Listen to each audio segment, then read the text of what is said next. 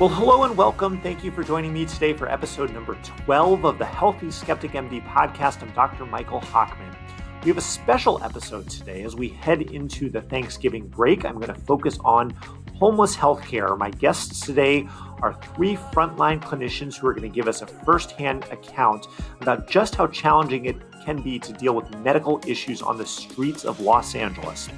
My first guest is Mr. Brett Feldman. He's a physician assistant, and he is the inaugural director of the street medicine program at the Keck School of Medicine at the University of Southern California. My other two guests are both primary care doctors, Dr. Stephen Hochman and Dr. Hannah Siegel-Hochman.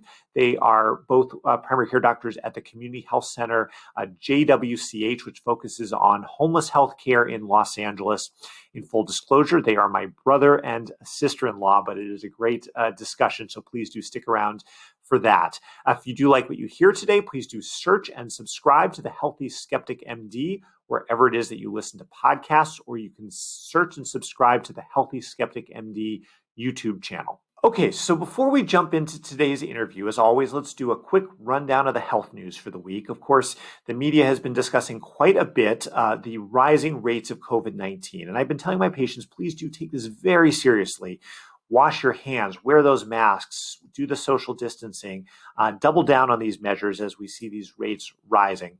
But do not panic. And the reason not to panic is rarely in healthcare is panic a good thing. And it can also have its own set of downsides when we overreact. So what I think we should be doing now from a public health standpoint is everything feasible to avoid another one of those stay-at-home orders, which could have very negative implications for our mental health, psychological health, domestic violence rates, drug overdoses, and of course, our economy. And these things are very important too.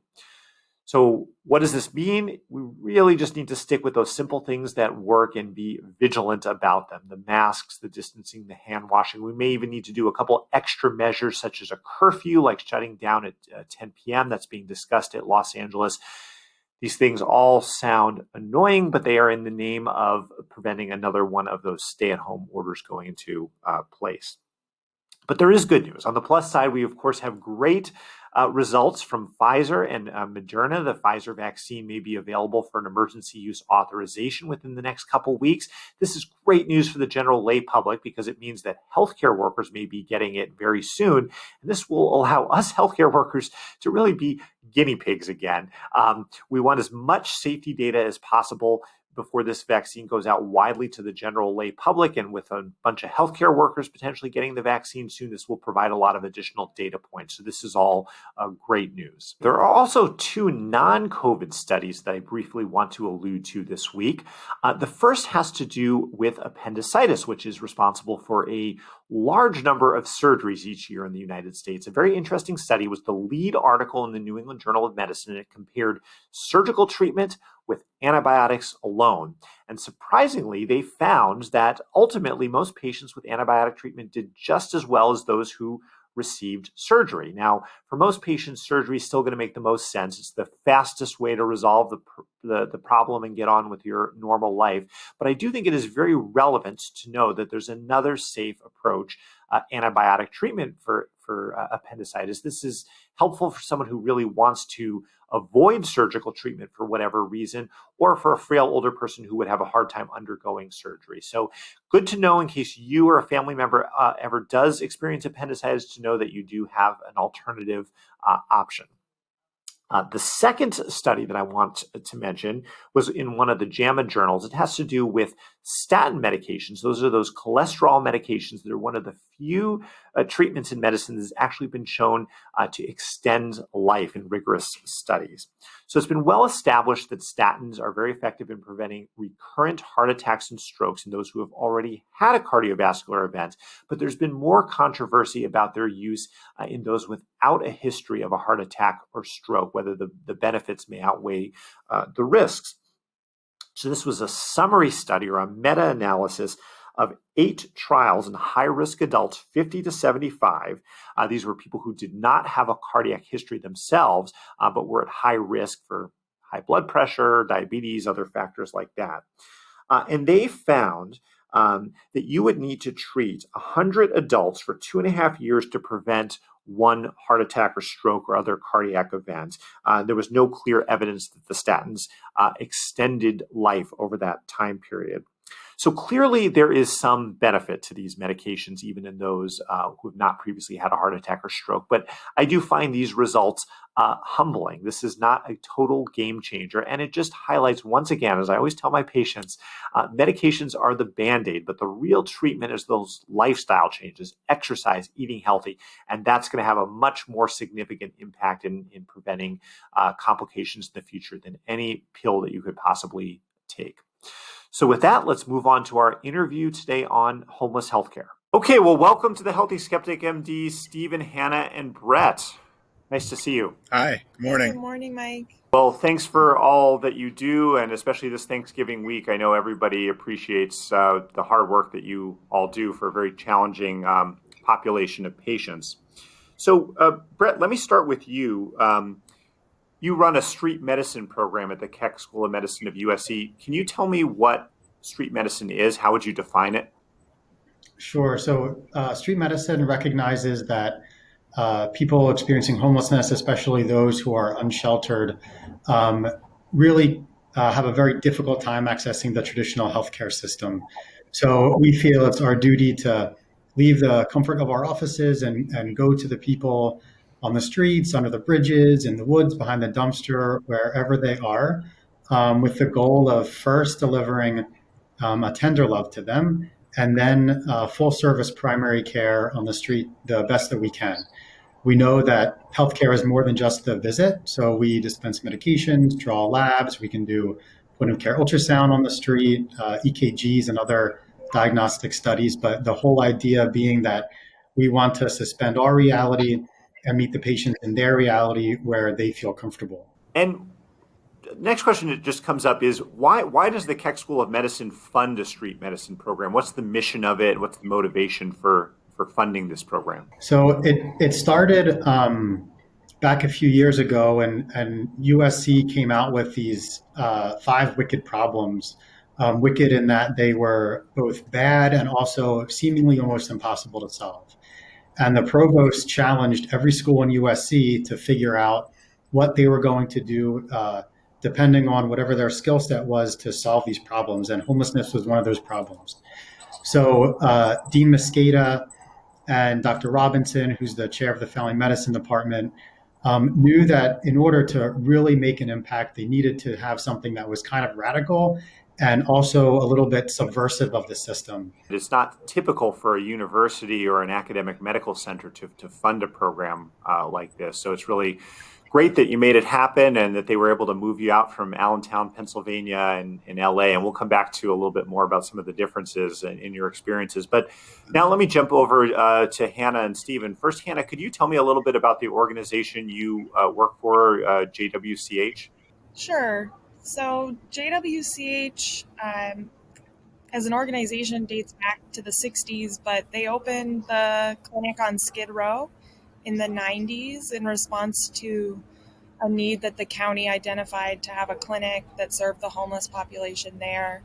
And now it's a pretty diverse organization with more than 10 clinics that each one is tailored to the community that it's in. And I would say what really defines JWCH is that it's a service organization, and each clinic has responded to the needs that it's found where it is. So in the 90s, they said we need HIV care, and they became a big HIV clinic.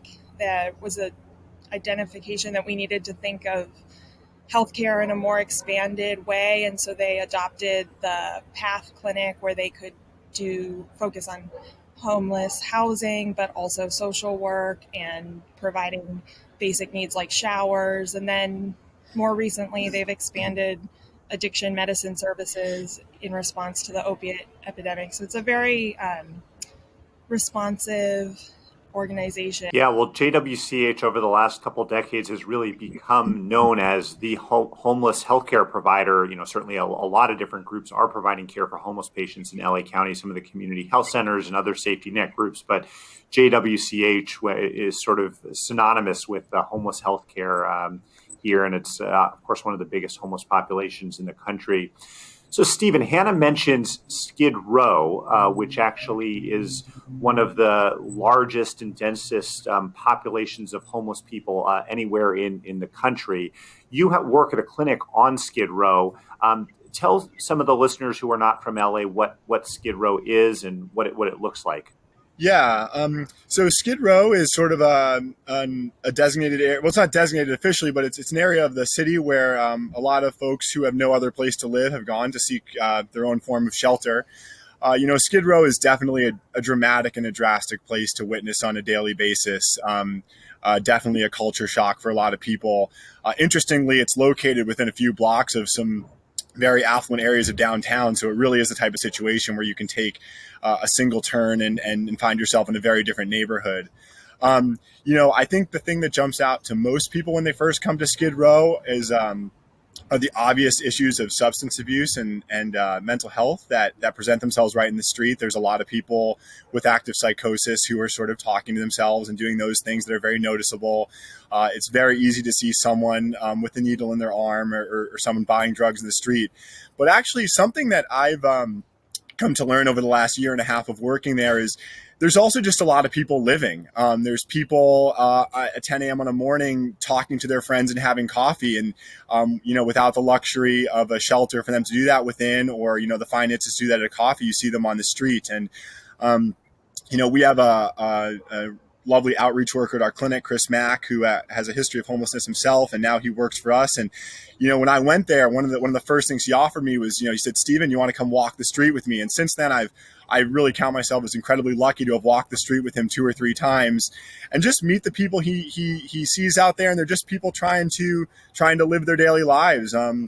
And their daily life might include taking advantage of things like the Refresh Spot, which is an outdoor area for showers and washing clothes, or it might just be having coffee with some friends on the street. But the density of that in Skid Row is certainly really stark and a lot to deal with, especially when you add the mental health and substance abuse issues on top of that. Well, in some ways, it sounds like JWCH did something very similar to, Brett, what your team did in street medicine. They brought a medical clinic right where the patients who live on the streets are, right there in Skid Row. And so it really has become the healthcare provider for that community there. So Brett, 2020 has been a challenging year across the board for all of us, but it's hit some of the vulnerable communities the hardest. And from your vantage point as a street medicine clinician, how has the COVID-19 pandemic impacted the homeless populations? And do you think it's increased the number of people who are homeless and the difficulty of their lives? So it's interesting because at LA, and this has been demonstrated in other cities across the country, the unsheltered homeless has really not been impacted by COVID-19 itself. However, they've been very impacted by stay-at-home orders and other of these secondary things and stopping the pandemic. So in general, COVID has caused a fundamental shift in how we think about ourselves as street medicine clinicians. When it started, it was really about primary care, and then we found ourselves having to learn how to do disaster preparedness. From the street perspective, the people we served really had 2 different reactions. The first one was one of very intense fear, as was most of us. So, as we talked about, Skid Row is really as close to hell on earth as you will see. It's almost like a congregate shelter, but in an outside setting. But something to remember about LA County is that for the unsheltered, less than 10% are on Skid Row. So that means over 90% are outside of Skid Row, and some live in these very remote areas where they're already, in a cruel way, socially distanced at baseline, which is probably the main reason why, and they're outside, why COVID-19 itself hasn't hit. So for those people, they were getting, at baseline, 2 to 3 meals a week, to be honest.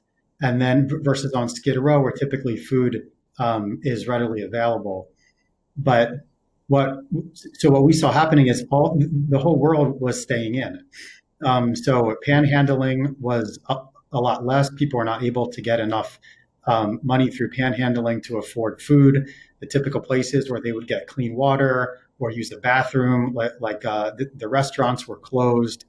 I remember one particular patient, we all went through this period where it was tough to get toilet paper, but for them it was much longer because they didn't have access to even the bathrooms or the finances to buy toilet paper. And we had dropped off socks for him, a whole pack of socks on Tuesday. Came to see him again on Friday for wound care, and he asked for more socks. And I said, well, what happened to the other socks? And he kind of shamefully explained to me that he had to use them for toilet paper where he was going under the underpants. So there was these secondary effects where there was this real concern for starvation in some of the places outside of downtown. And then the second effect was really one where it didn't impact their lives at all. So they have daily threats to their health and safety every day. So for them, the threshold of what is going to be a threat enough for them to pay attention to is much higher than you and I. So when we talk to them about COVID, they're like, yeah, that's great, but every day I have to worry about being assaulted, having all my stuff stolen or swept out. So those are the things that are more proximal to my issues. Yeah, it's interesting. I remember when the pandemic first hit in March and April, there was a big concern that the homeless populations were going to be big sites of outbreaks. And there certainly have been a few here and there, and even in some shelters. But based on what you're saying and what I've heard as well, is some of the biggest problems have been some of the shutdowns and the limited access to some of these services that homeless individuals rely on. That's been almost a bigger challenge for that population. Well, Stephen and Hannah, how about you? How has the COVID-19 pandemic impacted your interaction with patients? It's definitely increased the degree of difficulty. I think, Michael, something you just mentioned was sort of access to county services. And, a lot of our patients have had difficulties interacting with, formal services to get things like IDs or paperwork in the best of times. And, walking them through that has always been difficult. It was difficult, when I started working here before COVID, and, now it can be, almost impossible. And, just to walk them through it, because even when the services are available, it's just so difficult for them to interface with the COVID restrictions. And so, one of the things I do a lot of is I'm a substance abuse provider on Skid Row, and I provide patients with medication-assisted treatment to try to help them with their opiate addiction.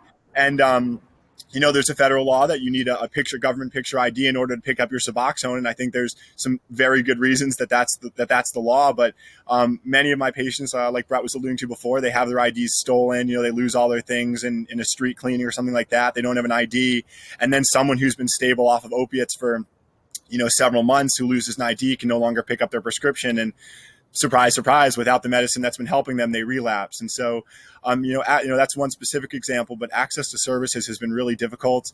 Also, another thing I'd add that's interesting is many of my patients don't have sort of the same access to 24/7 news bombarding them that we've been having. And so, early on, there were some who were perceived as not taking it seriously, when really I just don't think they were, even though they were living right in downtown Los Angeles, I'm not sure they had quite the sense of how dramatic the situation was. And even now, when big things happen like vaccine news, they come and they don't necessarily know. And so, a big part of my job is just spending some time trying to educate them. Why do we care so much about wearing masks in the clinic? Why is it so important to cover your nose and mouth? Things like that is a big issue. I don't know, Hannah, if you have.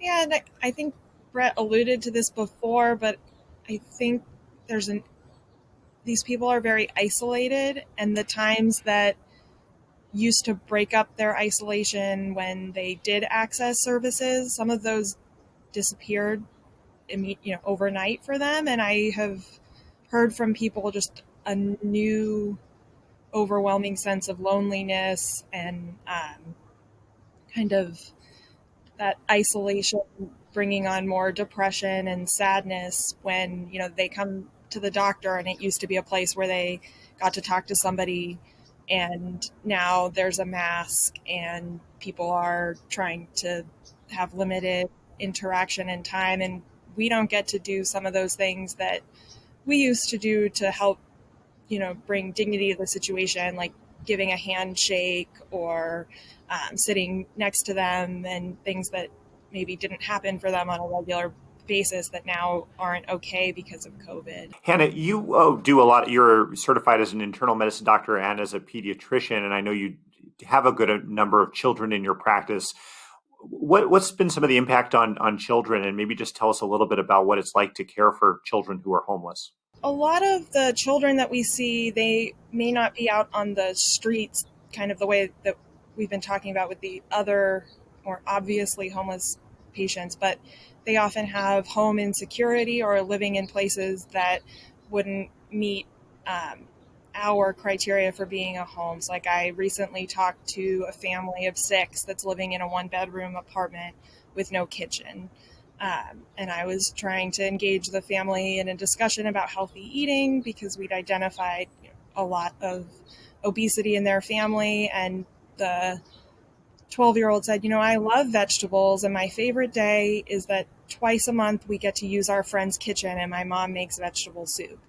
But every other day of the month we eat packaged fast food because we have no way to make food for ourselves. And it's really hard to give any sort of advice to people who are going through that because they're doing the best they can. They're feeding their kids and they just don't have a way to feed their kids something healthy.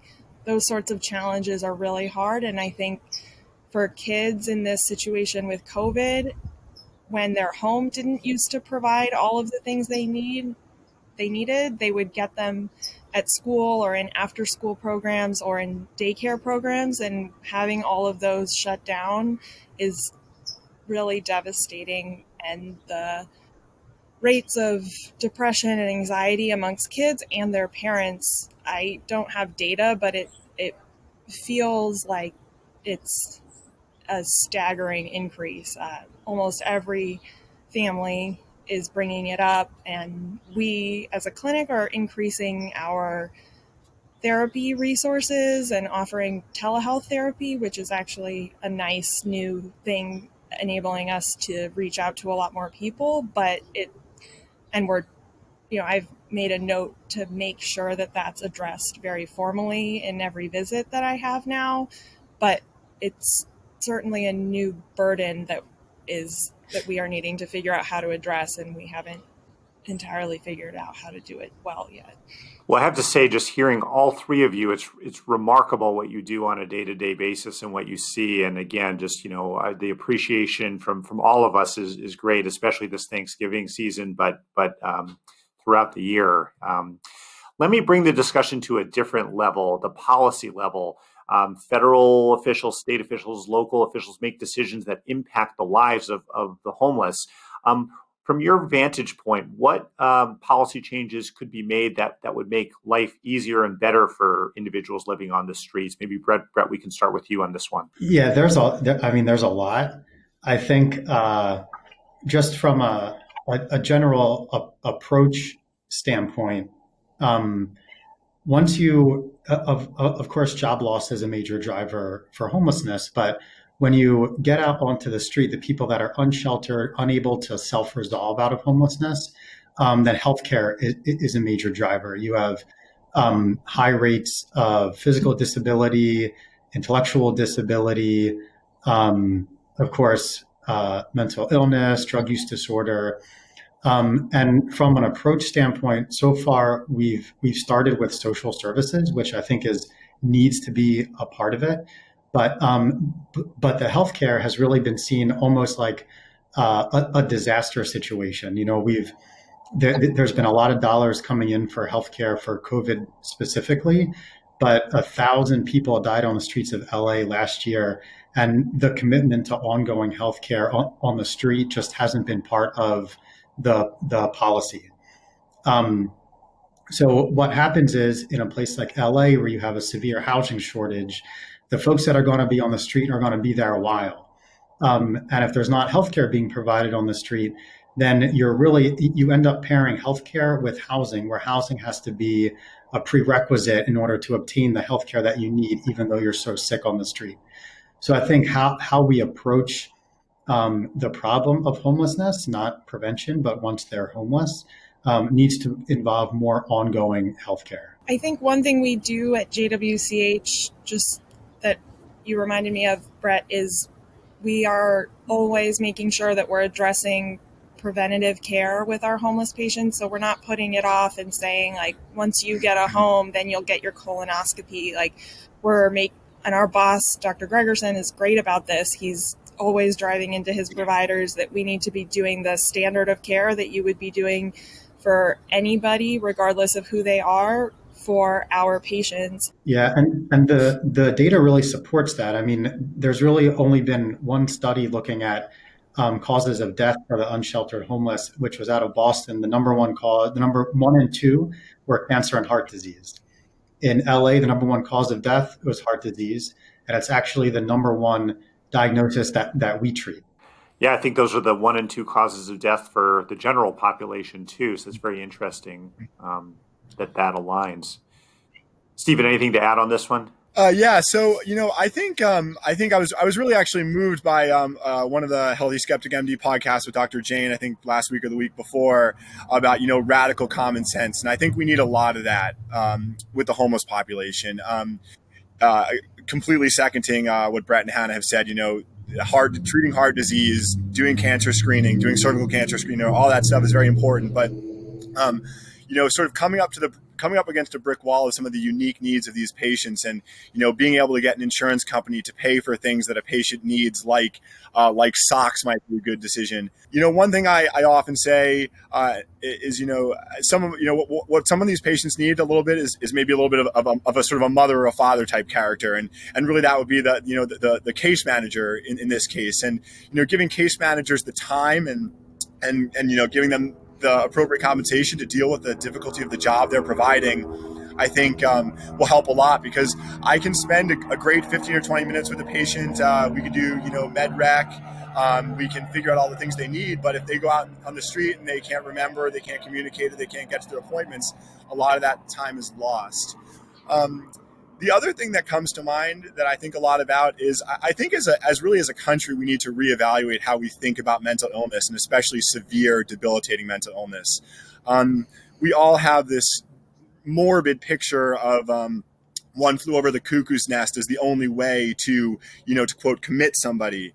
And I think we just need to have a discussion of a country of how we can care for our very actively psychotic patients in a caring, thoughtful, and helpful way, and support them. And that might require working with them on sort of keeping them on their medicines with a little bit more oversight.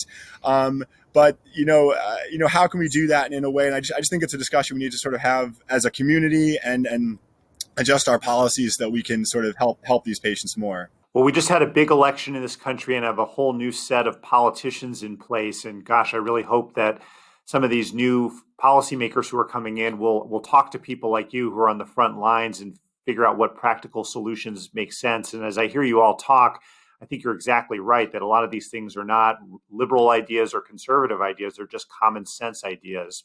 So, hopefully they'll reach out and get thoughts from people who are working on the front lines on these challenges.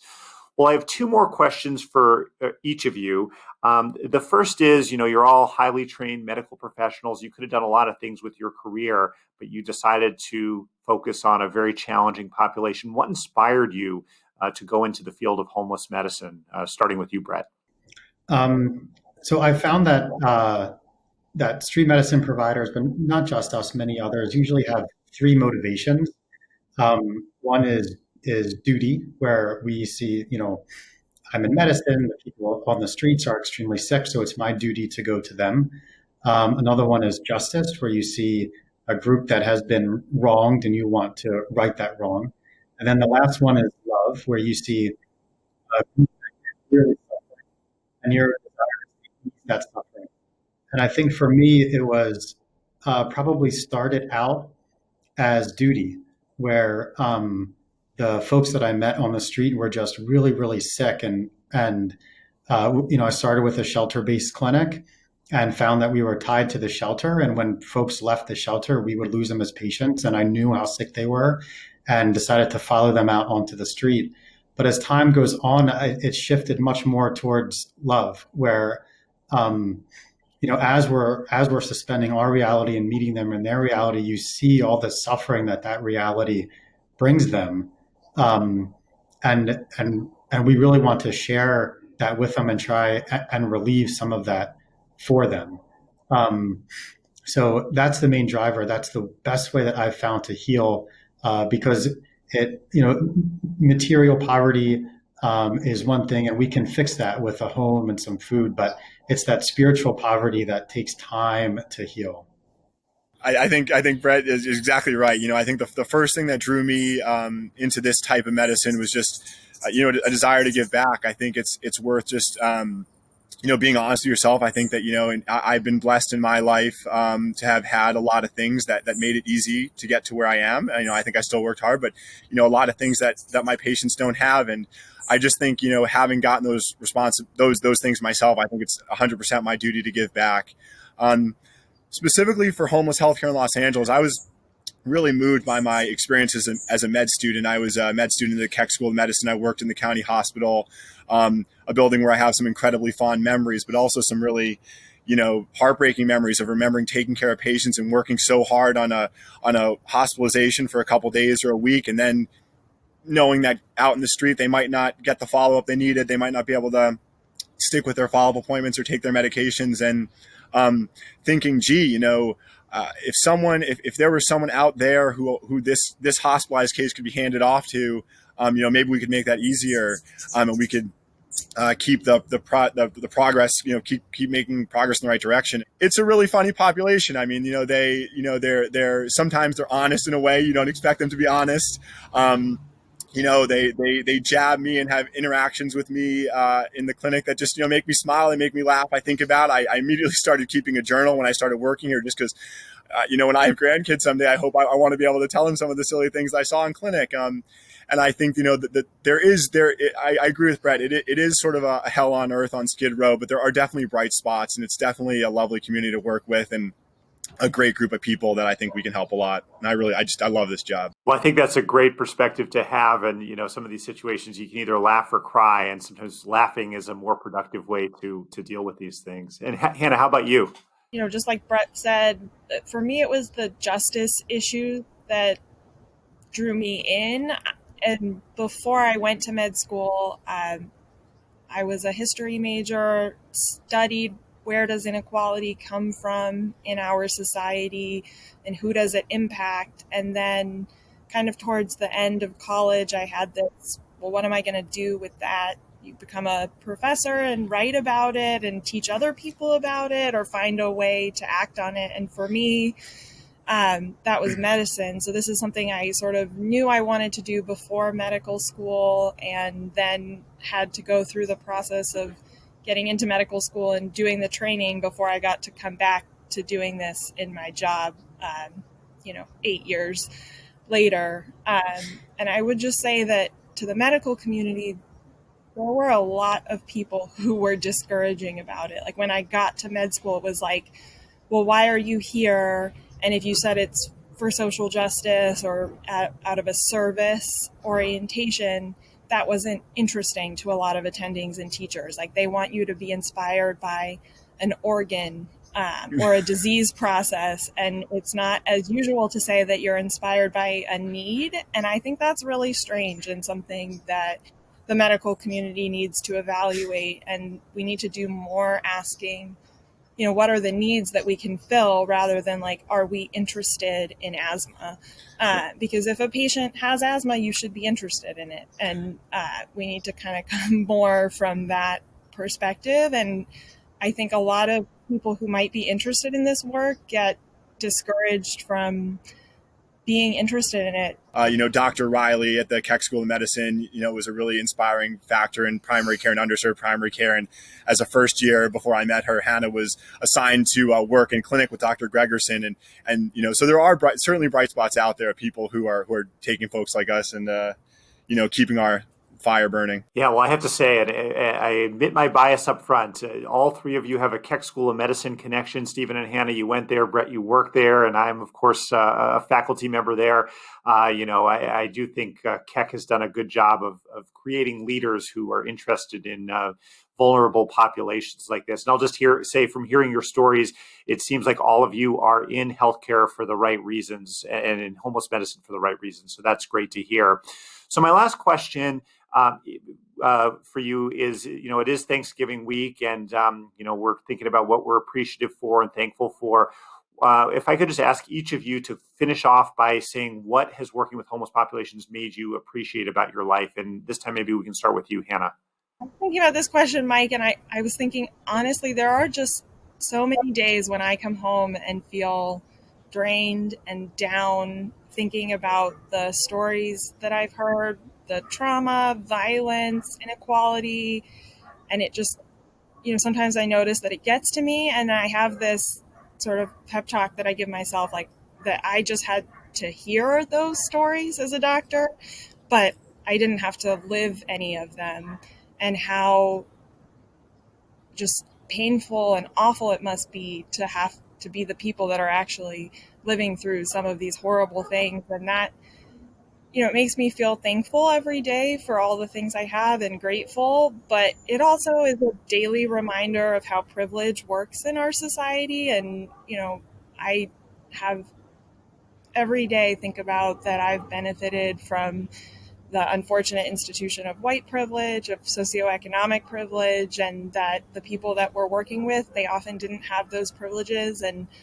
a small series of wrong terms or bad luck have ended them up in some pretty unfortunate and gruesome situations. And we have to be really dedicated to our work in social justice and righting some of these inequalities and sharing resources so that this stops happening. There's a lot of improvement that can be done, a lot of policy changes and more that I think can go into fighting this unfortunately still growing problem. But this season I'm really thankful we have a JWCH. I think just being able to have a place to work with the resources we have is really great. Having buy-in from big academic institutions like Keck, things like that, having people like Brett, taking care of patients on the street who might not make it into clinic. I think I'm really thankful for all those things.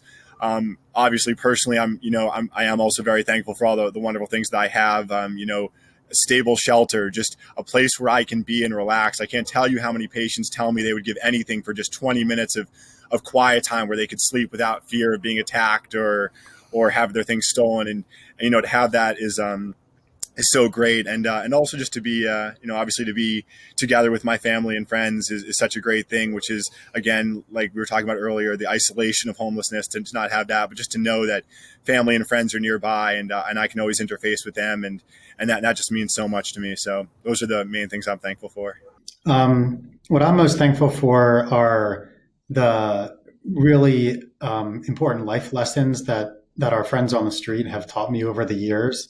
I remember one of our first patients, his name was Craig. He was, I met him through the consult service, and he was 50, the age that he was supposed to get his first colonoscopy, and came in with belly pain, was found to have just metastatic colon cancer everywhere. And he lived in this drainage pipe for the past 3 years. And we couldn't bear to see him go back out to the drainage pipe where his cancer would progress. And we got him a bed in the inpatient hospice, which typically they don't accept people unless they're expected to pass away within 2 weeks. And he said, "I'm not going." And I said, "What do you mean you're not going?" They were going to let him come and go. It was a great setup. And he said, "You said that people there are going to die within 2 weeks. That means they need it more than I do." And he went back to his drainage pipe.